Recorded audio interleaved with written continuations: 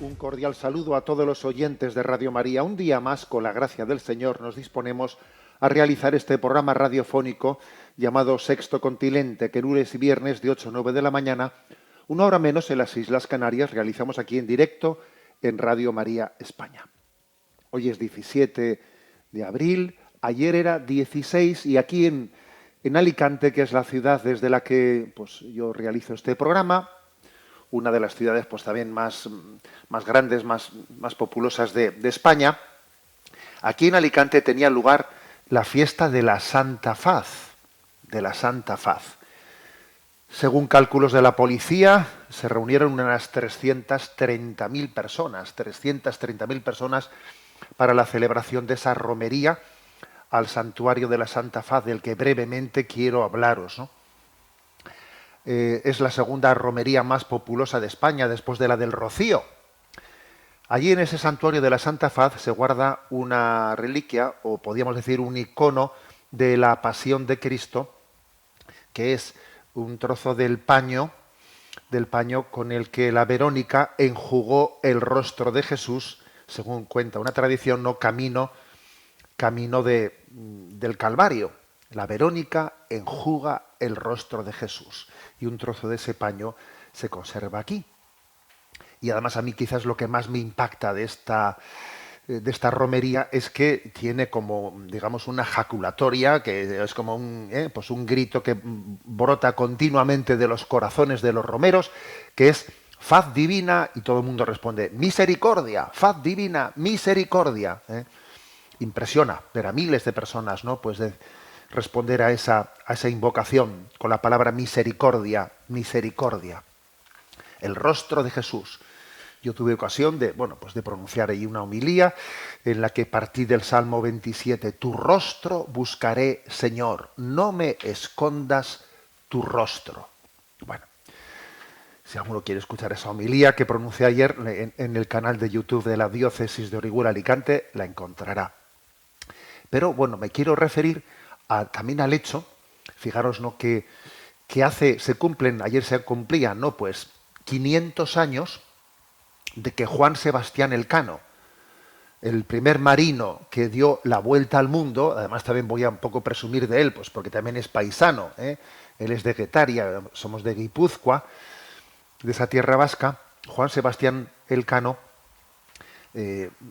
después de haber conseguido con éxito dar la primera vuelta al mundo, en un segundo intento, allá murió en el Pacífico, fueron mal las cosas en el segundo intento, y allí murió. Y allí escribió el hombre su testamento, en el momento en que ya veía que iba a fallecer. Y en ese testamento dejó 24 ducados para el santuario de la Santa Faz de Alicante.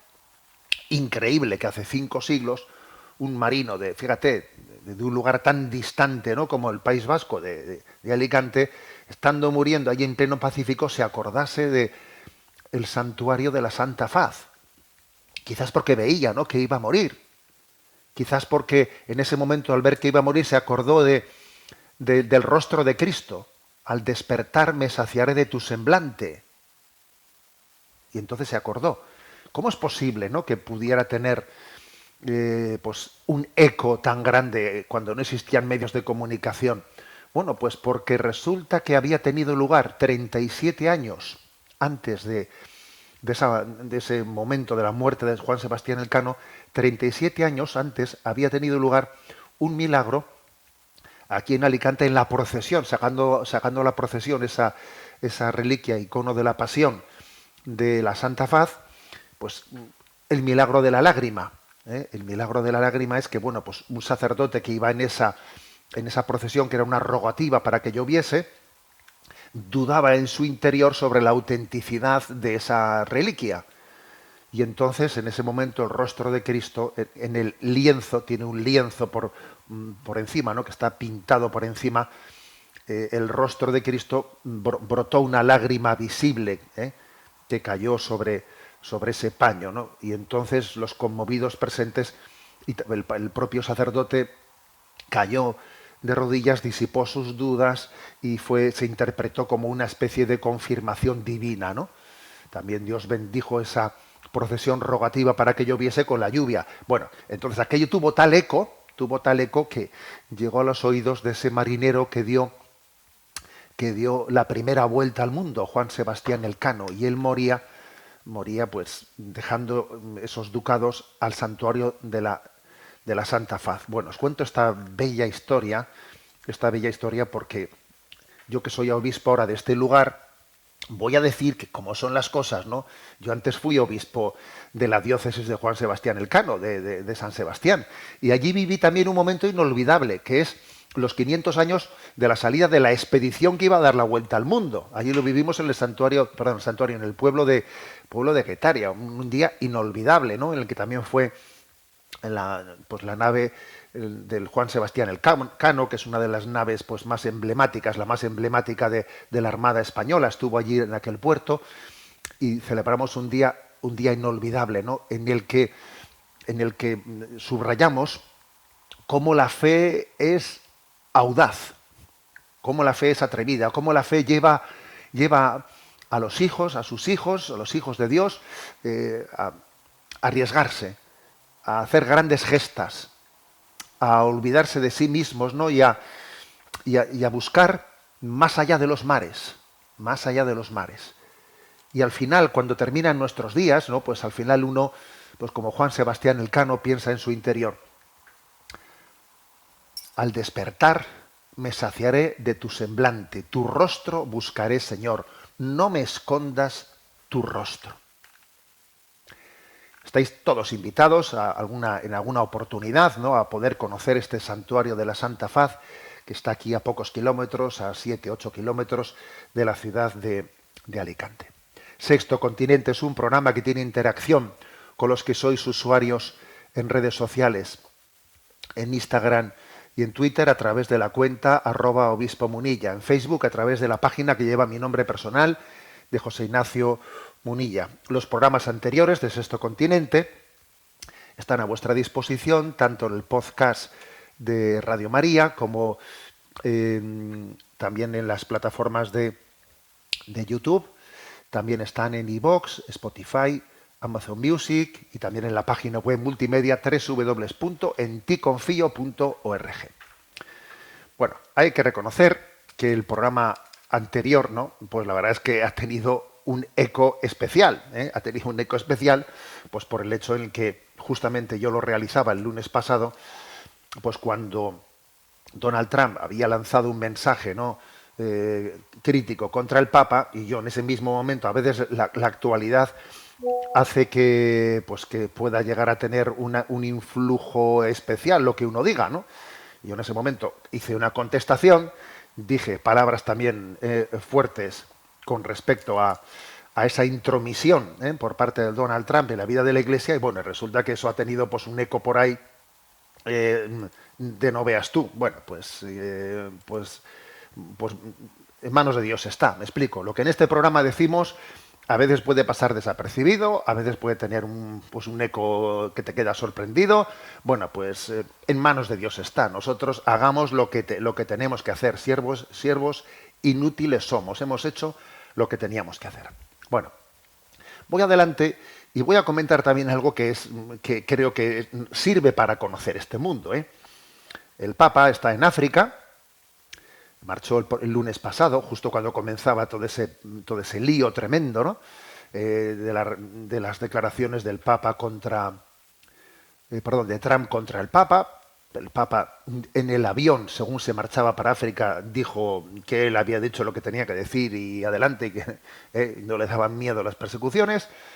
Y el Papa obviamente se ha metido a tope, son 11 días los que va a estar en África, está metido a tope en esa visita a África, con 4 países: Argelia, Camerún, Angola y Guinea Ecuatorial. Y entonces, claro, el mundo sigue con la polémica anterior, con la polémica de Trump, que ha tenido muchos ecos. También eso ha llevado a posicionamientos, bueno, pues por ejemplo, al enfrentamiento con la primera ministra de Italia.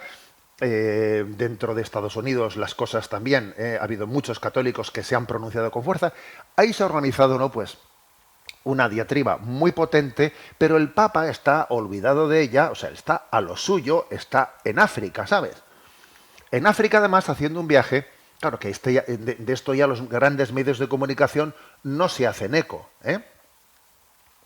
Algunos sí, y hay que quitarse el sombrero, ¿eh? Pero la gran mayoría no se hacen eco. Y, por cierto, el viaje que lleva el Papa adelante es un viaje con riesgos, ¿eh? Porque de hecho en su primera estación en Argelia, bueno, pues hubo dos atentados suicidas, ¿eh? Del Estado Islámico. No pudieron hacerlos en el mismo lugar en el que estaba hablando el Papa, sino a unos 37 kilómetros, pero hubo dos miembros del Estado Islámico que hicieron estallar pues los explosivos que tenían puestos como cinturón en su cuerpo. Y bueno, gracias a Dios, digamos, había habido la policía, el ejército, había impedido que ellos se pudiesen acercar a donde estaba el Papa y tuvieron que explotarse en otras localidades a unos 30 kilómetros y gracias a Dios además también fallaron en su intento y únicamente fallecieron aquellos que se explotaron, que rezamos por ellos, que es vaya forma de morir, vaya forma de morir. ¿Eh? A veces se lo ponemos difícil a la misericordia de Dios, ¿eh? Se lo ponemos difícil. Bien, pero bueno, fallaron esos atentados, pero los dos se explosionaron en el mismo momento en que el Papa comenzaba a hablar en Argelia. O sea, fijaros que aquí el Papa está corriendo riesgos potentes, ¿eh? Y de hecho ahora está en Camerún, y en Camerún, bueno, pues también hay, ¿no?, en curso guerras, especialmente porque en las regiones anglófonas del oeste de Camerún hay unas guerrillas separatistas que, bueno, con motivo de la llegada del Papa, han declarado una tregua de 3 días. Han declarado tregua de 3 días o de paso seguro, permitiendo que durante esos 3 días quienes quieran ir a ver al Papa van a tener paso seguro. Las guerrillas, digamos, o sea, han hecho como una especie de tregua para poder acudir a Bamenda, ¿no? Y en Camerún, que es como el epicentro del conflicto separatista que lleva ya casi 10 años en guerra. ¿Habíais vosotros oído hablar algo de esto? Nada, es como si esto no existiese en el mapa, ¿sabes? Entonces, ¿qué ha ocurrido? Claro, el Papa está hablando allí de lo que obviamente acontece allí, ¿no? Pero muchos medios de comunicación están haciéndose eco de lo que el Papa dice allí en aquel contexto como si se lo siguiese diciendo a Donald Trump. ¿Eh? Entonces, claro, pues el Papa ha dicho en el día de ayer, el mundo está siendo devastado por un puñado de tiranos y sin embargo se sostiene por una multitud de humildes que os apoyáis unos a otros. Entonces, el Papa ha dicho Donald Trump, el Papa está hablando en Camerún y está a lo suyo. Lo que pasa que los medios de comunicación, claro, cualquier cosa que diga la refieren a nuestro contexto, ¿no? Claro, esta descontextualización de las cosas, ¿no?, que es muy graciosa, es un signo de la incapacidad de entender que África existe. Es un signo de la incapacidad de entender que el Papa es pastor de toda la Iglesia. Es un signo de la incapacidad de entender que el Papa no se ha quedado herido o necesita devolverle ninguna patadita a Trump. A ver, el Papa está predicando lo que siempre predica, va a lo que tiene que hacer, ¿no? Y los medios de comunicación tienen una capacidad bastante limitada de entender las cosas, ¿no? Por ejemplo, una anécdota, ¿no?, que ayer me contaba mi hermano, pues que los informativos, ¿no?, los informativos de la televisión nacional aquí en España, bueno, que tienen mérito porque se están haciendo eco del viaje del Papa, pero bueno, los informativos dice, ¿no?, dice un periodista, bueno, es evidente que, pues que el Papa, claro, hacen una lectura de lo que dice en África como si estuviese respondiendo a Donald Trump. Y claro, dice, ya se veía porque que este pontífice tiene pues una sensibilidad con el tema de los conflictos internacionales, etcétera, muy destacada, porque desde el primer momento de su elección ya se vio por dónde iba. Entonces sacan el momento en el que el Papa es elegido y sale al balcón y dice el Papa, la paz sea con vosotros. Y entonces dice, fíjate, ya en aquel momento dio un mensaje, hija, madre mía, no, pero no se dan cuenta que ese es el saludo, la paz sea con vosotros, el saludo que hacemos. O sea, los medios de comunicación tienen una dificultad. Bueno, la opinión pública tiene también una dificultad de conocer lo que ocurre en el mundo, no solo porque en los medios de comunicación nos lo ponen difícil, sino porque en nuestro corazón no tenemos al mundo entero, sino que tengo mis conflictos. Pero es que el Papa es pastor y padre de toda la Iglesia. Aunque es verdad que lo que está diciendo en África es sustancialmente lo mismo que dijo en Occidente antes de coger el avión, ¿sabes? Porque es que sustancialmente el problema que existe en África y aquí y en todos los sitios es el mismo, es el del pecado, es el de la búsqueda del poder como una especie de droga. El poder es una droga. Y el dinero lo mismo. La búsqueda del poder, del dinero y del placer, ¿no? Se convierten en los grandes idolatrías. Entonces, voy a leeros las palabras que dijo ayer el Papa, impresionantes, en este lugar llamado Bamenda, en Camerún, que como digo, lleva adelante una guerra, ¿no?, de 10 años, y que los medios de comunicación han interpretado como que se lo dice a Trump, ¿no? Pero claro, pero es verdad que este mensaje pues podría ser dicho a cualquiera, ¿no? Entonces, fijaros, esto es lo que los medios de comunicación están diciendo que el Papa le ha dicho a Trump. No, que se lo ha dicho a los africanos. Y nos lo dice a todos, pero ha dicho esto. El mundo está siendo devastado por un puñado de tiranos. Y sin embargo, se sostiene por una multitud de humildes que se apoyan entre ellos. Los señores de la guerra fingen no saber hasta qué punto, ¿no?, se puede destruir el esfuerzo de una vida en un momento. Hacen la vista gorda ante el hecho de que se gastan miles de millones de dólares en matar, causar devastación, mientras que los recursos para la sanidad, educación y reconstrucción no aparecen por ningún sitio. Ojo a esta afirmación, para destruir lo que lleva toda una vida de esfuerzo para ser construido basta un momento. Y continúa el Papa. Jesucristo nos dijo: benditos sean los pacificadores.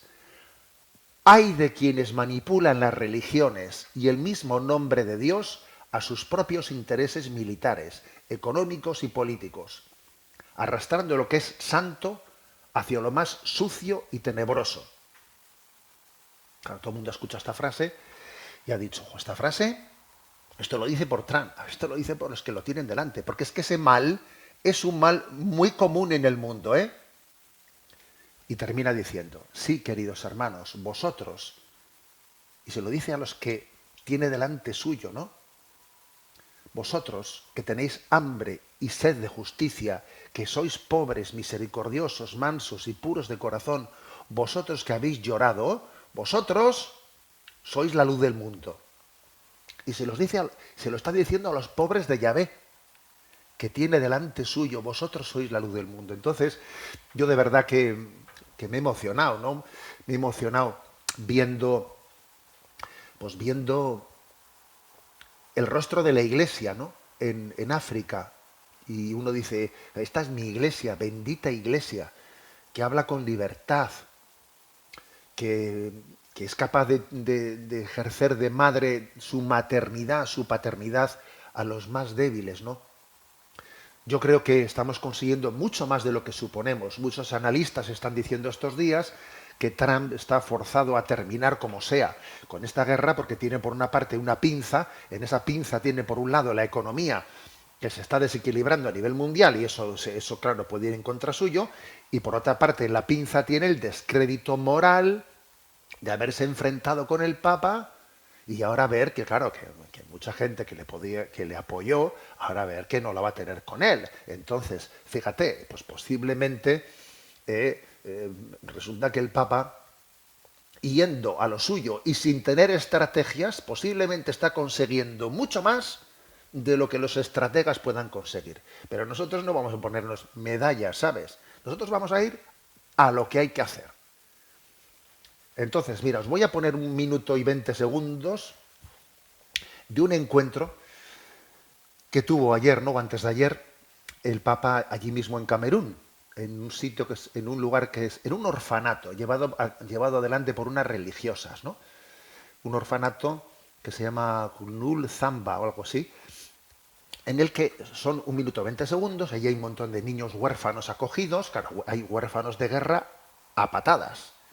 Tú fíjate la cantidad de huérfanos de guerra que estamos generando con estas guerras. Huérfanos de guerra a patadas. Es que, bueno, tú fíjate en Gaza, tú fíjate en tantos lugares ahora, la cantidad de huérfanos de guerra, los que hay en Camerún con esta guerra de 10 años, ¿no? ¿Y la Iglesia qué hace? Pues mira, dejarte de historias y vamos a coger, y estas religiosas a las que visitó el Papa, a coger niños. Allí hubo 3 niños que se pusieron delante del Papa y además hablando, no solo hablando, sino gesticulando como si fuese un mimo, gesticulando, le iban diciendo, nosotros no somos huérfanos, somos hijos de Dios, estas religiosas son nuestras madres, usted es nuestro padre, todos los cristianos del mundo son nuestros hermanos, Dios nos quiere. A ver, fue, fue un momento entrañable, ¿eh?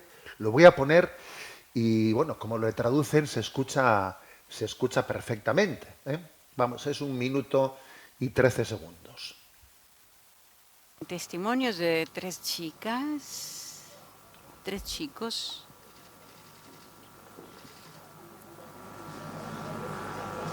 que darán un mensaje. Bendito el que viene en nombre del Señor. Somos hijos de Dios. No somos huérfanos. Mi padre y mi madre pueden abandonarme, pero el Señor me acogerá.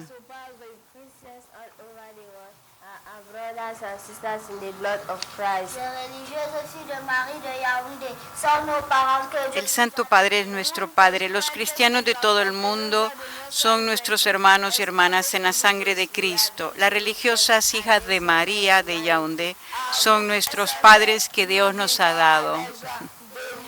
Juntos, fuertes en la fortaleza de nuestra juventud, estamos unidos, estamos construyendo la Iglesia, nuestra nación y la humanidad. A usted, Santísimo Padre, le decimos con alegría, bendíganos, somos sus hijos en el nombre del Señor.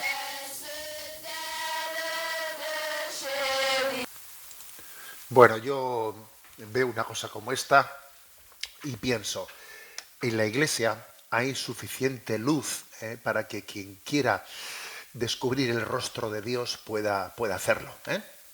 También es verdad que hay suficiente miseria como para que quien quiera justificarse pueda hacerlo, ¿eh? Buscad mi rostro, tu rostro buscaré, Señor, no me escondas tu rostro. Seguimos rezando por el viaje del Santo Padre, porque todavía quedan 2 naciones y, como he dicho al principio, es un viaje arriesgado, ¿eh? Arriesgado. Por eso la oración por el Papa, pues creo que tenemos que hacerla con verdadera conciencia, con corresponsabilidad, sabiendo que Dios nos ha unido a Él, que formamos parte, que estamos con Él allí, ¿no? En ese lugar. Bien, pues vamos adelante y voy a hacer algo un poquito inusual en este programa, y que es que he recibido pues un correo de la superiora de un monasterio contemplativo que me dice lo siguiente. Buenos días, querido Monseñor Munilla. Solo unas letras para agradecer su programa Sexto Continente, exponiendo comentarios claros ante situaciones de nuestro tiempo. Nos ha parecido genial el comentario que hizo con respecto a las palabras del Santo Padre León XIV en su día de oración por la paz y la respuesta del presidente Donald Trump. Estremece el ver hasta dónde puede llegar la ambición de nuestro corazón. Gracias, Monseñor, por su claridad al exponernos la doctrina de la Iglesia. Quería preguntarle, tal vez, si esto pudiese servir para un tema de Sexto Continente. ¿En los miembros de la Iglesia se puede dar ese deseo de poder y de ambición? Es un tema tan sutil, pues cuando se ocupan cargos de gobierno en la Iglesia, aunque sea de sacristán mayor, a veces es difícil volver a nuestro puesto de siervos y de súbditos. Escuché una canción de Marisol Carrasco titulada Hacer y desaparecer. Una canción inspirada por el mismo Espíritu Santo y que cierra una gran verdad. ¿Cómo en la Iglesia, en los que tenemos cargos de gobierno superiores, federales, obispos, etcétera, se puede dar esta tentación del poder que se ve en los gobernantes, donde a veces la autoridad se convierte en oprimir y el dejar cargos, el abandonar cargos, se convierte en una angustia existencial? Desde mi servicio de superiora en el monasterio, al escuchar su plática de Sexto Continente, me iluminó profundamente y pedí luz al Espíritu Santo para poder expresarle mi inquietud. Confío en que esta consulta quede confidencial, pero la respuesta puede ser pública, nos sirve a todos. Muchas gracias, monseñor. Fíjate tú, este correo, o sea que yo creo que esto se llama escuchar un programa, ¿sabes? Porque, claro, nosotros estamos hablando de la sed de poder de Donald Trump, de esa sed enfermiza de pretender ser el dueño del mundo, ¿no? Y claro, uno tiene el peligro de decir, claro, este es el malo, yo soy el bueno. Un momento, que ese demonio de la ambición del poder, esa ambición del poder, que anida en el corazón de todos, anida el corazón de todos. Entonces, por ejemplo, pues yo tengo este cargo, ¿no? Y entonces ahora tú imagínate que me quiten a mí y pongan a otro, y me da vértigo, siento vértigo, porque en el fondo me ha aferrado a mi poder, Entonces, es tan importante que nos examinemos, que eso que estamos viendo que es escandaloso en los demás, a ver si está aconteciendo también en mí, a ver si yo también resulta que monto un lío porque yo qué sé, porque la cofradía eligen a otro y entonces tengo que ser yo y me están quitando el protagonismo y tengo que ser, yo siempre he tenido este protagonismo, me lo están quitando. O sea, ojo, porque es que estamos a veces viendo en los demás lo que no a nuestro nivel, lo que igual somos ciegos para ver dentro de nosotros. Claro que se puede ocurrir, esa ambición del poder, claro que puede ocurrir en todos nosotros, eclesiásticos incluidos. Entonces tenemos que estar siempre, ¿no? Siempre en examen, en alerta, vigilando, vigías, ¿no? De que no se introduzca en nosotros la ambición del poder, del protagonismo, el honor, me han ofendido, me han humillado, me han no sé qué, déjate de me han humillado. Mira a Cristo humillado y abrázale y cállate, hombre. Esto nos puede pasar tanto. Tenemos que estar siempre ser vigilantes de esto. Igual que el Papa también en ese mensaje que dio en la vigilia de oración, cuando dijo que tú tienes que contribuir a la paz. Entonces, a ver, aparte de criticar a Donald Trump y a estos y a los otros, y de rezar este rosario, ¿qué puedes hacer por la paz? Pues igual reconciliarte con ese con el que no te hablas. ¿O vas a estar tú rezando por la paz sin reconciliarte con ese? Por ejemplo. O sea, aquí el que esté libre de pecado, que tire la primera piedra y vamos a aplicarnos todos. Claro que esto puede ser así. Entonces, bueno, pues como esta religiosa, ¿no? Cuya identidad y también la identidad de este monasterio preservamos, ¿no? Como ella nos pide, como ella dice que escuchó una canción que le impactó, titulada Hacer y Desaparecer. Dice ella, una canción inspirada por el Espíritu Santo, que encierra una gran verdad. Hacer y desaparecer. En esta vida hay que estar dispuestos, tan dispuestos, a dar un paso para servir a los demás, como dar otro paso para ponerse a un lado y dejar a otros que pasen. Y sólo así estaremos verdaderamente sirviendo a Dios y no sirviéndonos de Él, ¿sabes? Esa es la condición. Entonces vamos a escuchar esta canción, que tiene una letra preciosa, de Marisol Carrasco, Hacer y Desaparecer. Es una canción relativamente, digamos reciente, bueno, desde el 2018. Bueno, supongo que muchos de vosotros estaréis sorprendidos como yo me sorprendí al descubrir esta canción, que voy a decir que no la conocía. Hacer y Desaparecer, de Marisol Carrasco. Bueno, pues es un tesorito que yo os invito, ¿no?, a profundizar en él. Allí se dicen palabras potentes, ¿no? Señor, si mi honra no te hace falta, ¿para qué la quiero? A ver, si mi honra te hace falta, aquí estoy.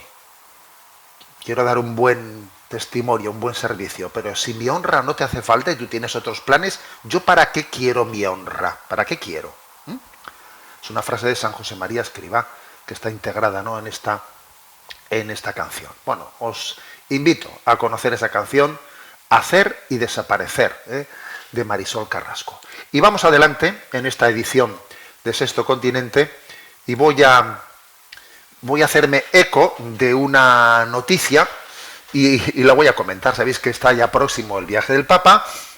Recordaréis que en uno de los programas que hicimos aquí, pues yo hice referencia a que tenemos que apoyar ese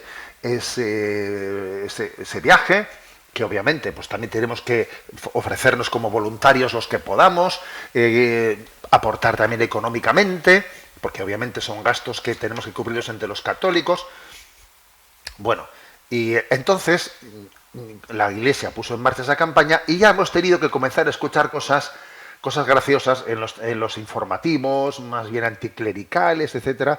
Entonces voy a poner este momento para que nos demos cuenta de cómo se están diciendo las cosas. A ver si acierto y no meto la pata.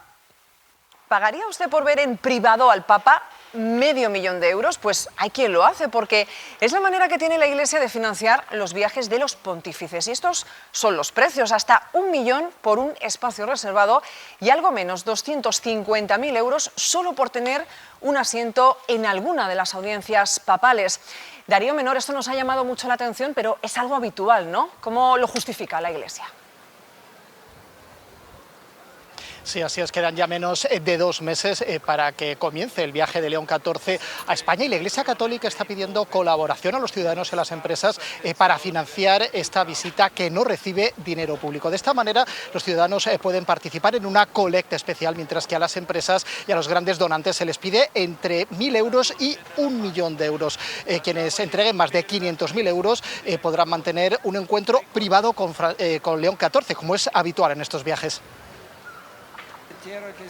15 años después de esta imagen vuelve un Papa a España, y los que más dinero aporten al viaje tendrán una serie de privilegios. Santo Padre normalmente tiene algún tipo de encuentro con aquellas personas que de manera más relevante han ayudado a que la visita haya podido tener lugar. Bien, esta es la noticia, dada, como habéis podido observar, de una manera curiosa, ¿no? Y permitidme un comentario, O sea, que algunos medios de comunicación han lanzado en días pasados titulares que parecen escandalosos. La Iglesia pone en venta los lugares destacados para saludar al Papa. O el saludo personal al Papa se vende por 500.000 euros, ¿no? A ver, que son titulares pensados, ¿no?, para impactar, pero que no explican la realidad, no la explican, ¿no? A ver, ¿acaso esa persona ha pagado para saludar al Papa? No, ha pagado para sostener el viaje del Papa, ¿no? Entonces, a ver, conviene llamar las cosas por su nombre.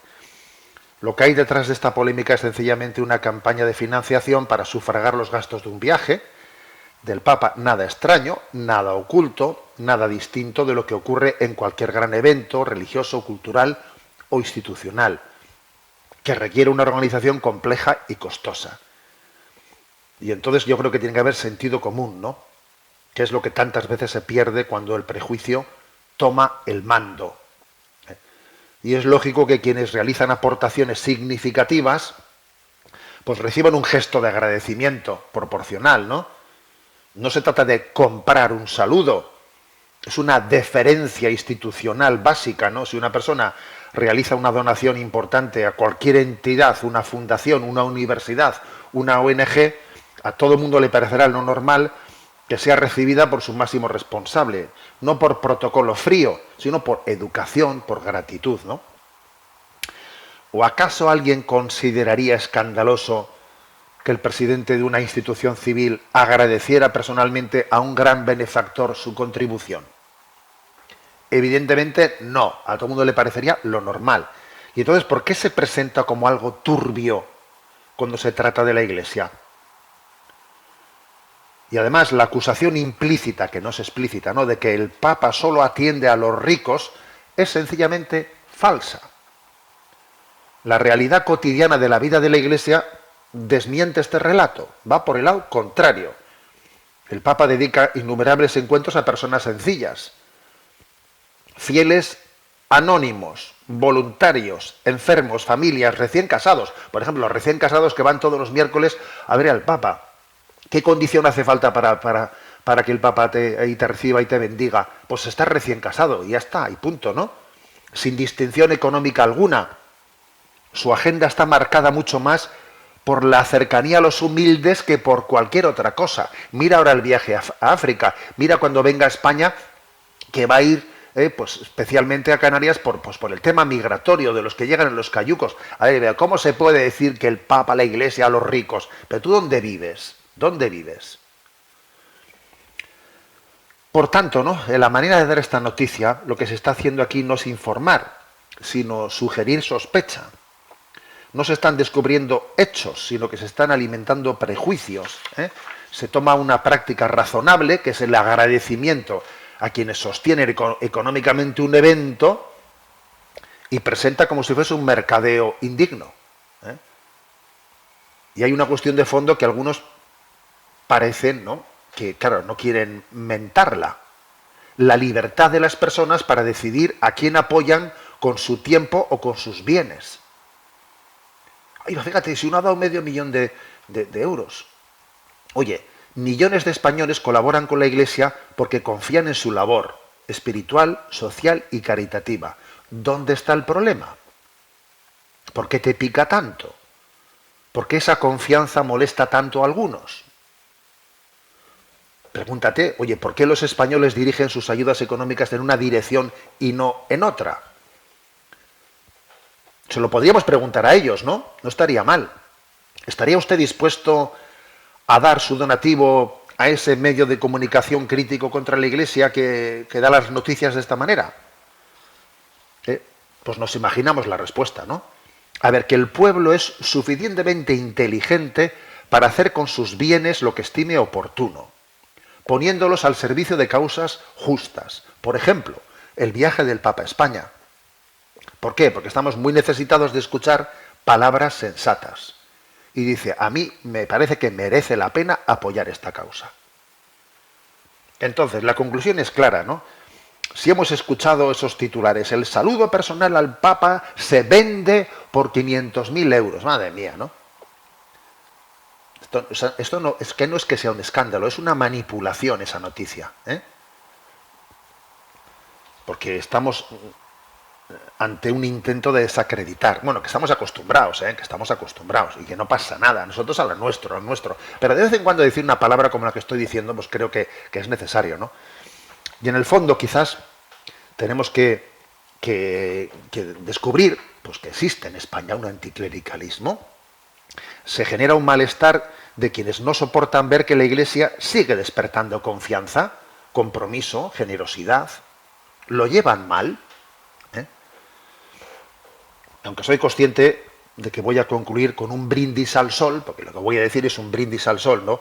Digo yo que convendría, ¿no? O sea, dejarnos de sembrar discordias, de dejar de manipular, recuperar la honestidad intelectual y, sobre todo, respetar la libertad de un pueblo que decide libremente a quién confía sus recursos y su esperanza, ¿no? Y, dicho esto, pues todos vamos a colaborar, cada uno en la medida de sus posibilidades, colaboraremos pues con ese viaje del Papa. Y ya está, ¿no? Y nos tenemos que preparar, ¿no? Pues porque es curioso, ¿no?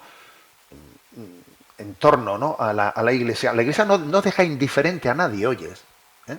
Es signo de contradicción. No deja indiferente a nadie.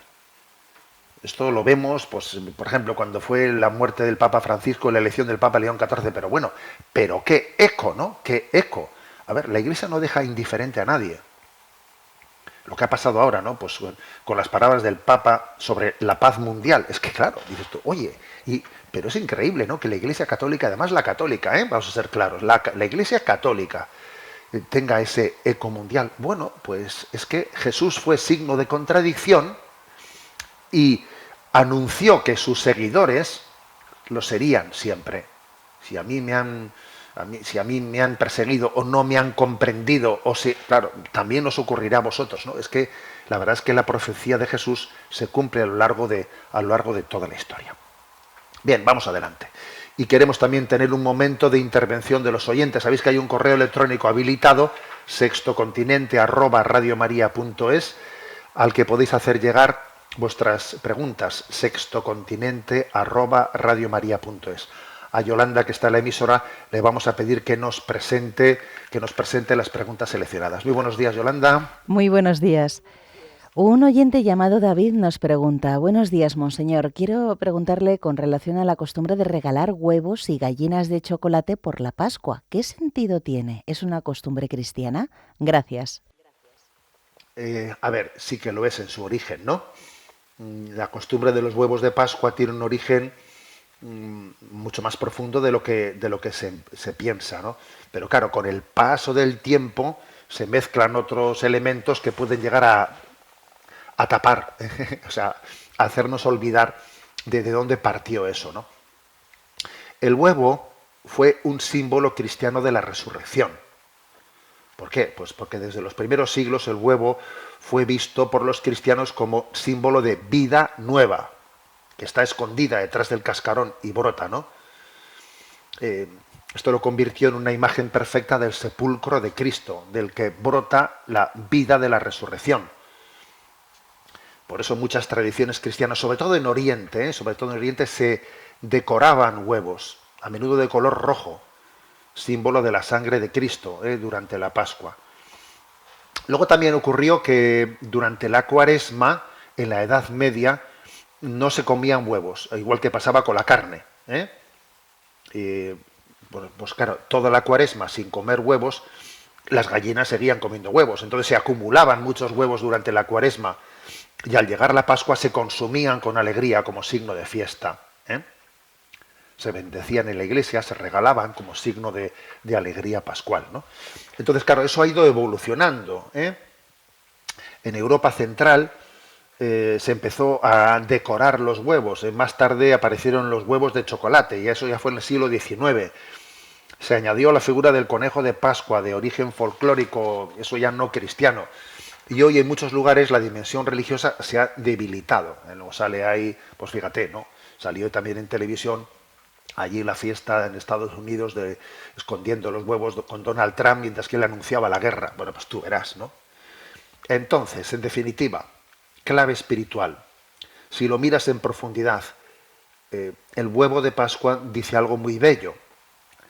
Así como del huevo surge la vida, del sepulcro surge Cristo, y con él la vida nueva para todos, ¿no? Es una catequesis visual de la resurrección. Adelante con la siguiente pregunta. Una oyente llamada Isa Martín nos plantea: buenos días. En estos días escuché por casualidad un podcast del 16 del presente mes, La Ventana de la cadena SER. En él, una locutora narraba unas atrocidades cometidas por los estadounidenses en un poblado durante la guerra de Vietnam. La locutora concluía que Dios está siempre al lado del mal, del hecho de que esos militares tardaron en ser descubiertos, y cuando el responsable fue descubierto y condenado a pocos años de prisión, el presidente Nixon lo absolvió. Este militar trabajó en la joyería de su suegro y murió pasados los 80 años. Como veis, remató la periodista, Dios está siempre al lado del mal. Yo quedé horrorizada. El podcast está ahí. Pues bien, mi pregunta es esta: ¿qué respuesta le daría usted a esta mujer que habla con tanto odio? Que Dios le bendiga. Bueno, se trata de un programa del mes pasado, del mes de marzo. Vamos a ver. Claro, dice, los malos triunfan, ¿no? Entonces Dios está del lado del mal, al ver que aparentemente los malos triunfan, ¿no? Bueno, en el fondo también hay que decir que esa expresión Dios está del lado del mal es una especie de ateísmo encubierto. A ver, usted lo que querrá decir es que no cree que Dios exista, ¿no? Y está utilizando esa expresión Dios está siempre del lado del mal, pues para decir, si usted cree que existe, entonces ¿por qué él está con los malos, no? A ver, obviamente en esa expresión, falta de respeto, obviamente, ¿no? Hay una contradicción.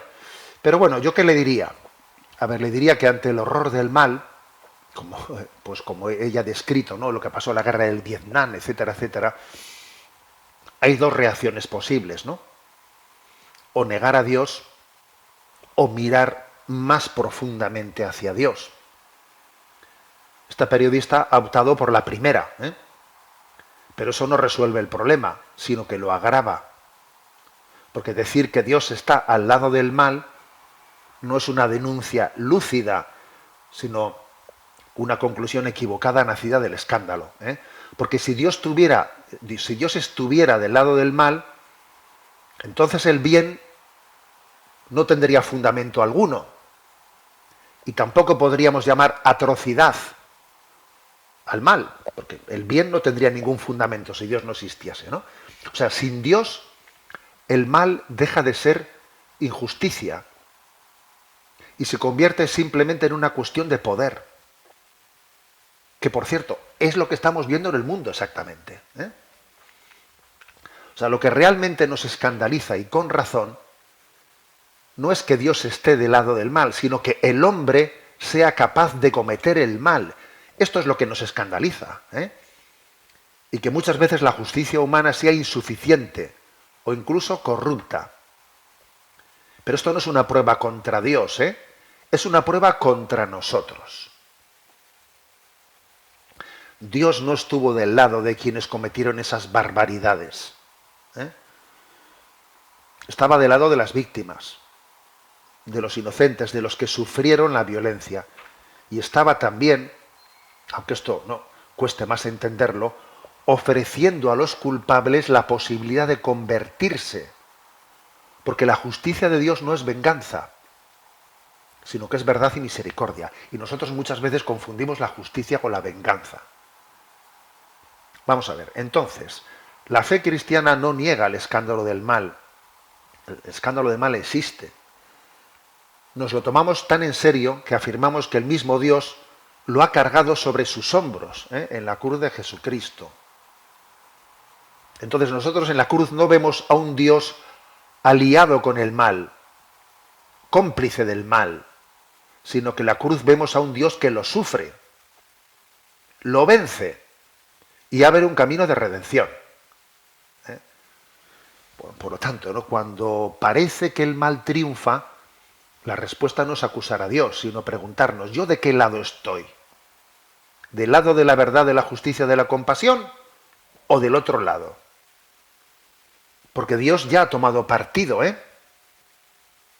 Entonces, ¿yo de qué lado estoy? No vaya a ser que yo sea un espectador, desde los graderíos, ¿no? Y yo vea, ¿no? Como si yo no estuviese implicado en esa lucha entre el bien y el mal, ¿sabes? Esa lucha entre el bien y el mal, yo estoy implicado en ella. Y yo, en vez de echarle la pelota a Dios, me tengo que preguntar yo, ¿y yo en esta, ¿no? En esta historia entre el bien y el mal, ¿yo en qué bando estoy jugando? Porque es muy fácil que le estemos echando la pelota fuera cuando resulta que yo tengo mi grado de complicidad con el mal, mi grado de complicidad importante por mi egoísmo, porque resulta que en la familia estoy actuando egoístamente, porque resulta que en el trabajo soy un trepa y no sé qué, porque resulta que estoy aplastando a quien sea, porque resulta que en el reparto de la herencia he montado un lío de no veas tú. A ver, vamos a ver, ¿eh? No eches la pelota para arriba, ponte delante del espejo, ¿no? Y hazte esta pregunta. Yo en la lucha entre el bien y el mal, ¿yo de qué lado estoy? Si Dios no existiese, ni siquiera tendríamos la conciencia de que el mal nos escandalizaría, ¿sabes? Si Dios no existiese, el bien o el mal sencillamente serían una cuestión de lucha por el poder, que es lo que acontece cuando damos la espalda a Dios. Bueno, tenemos el tiempo cumplido. Me atrevo también a pediros una cosa. La próxima semana tenemos plenaria de la Conferencia Episcopal, ¿eh?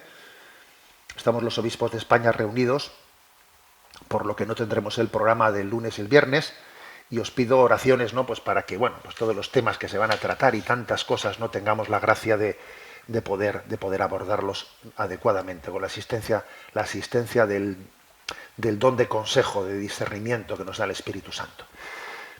Me despido con la bendición de Dios Todopoderoso, Padre, Hijo y Espíritu Santo, descienda sobre vosotros. Alabado sea Jesucristo.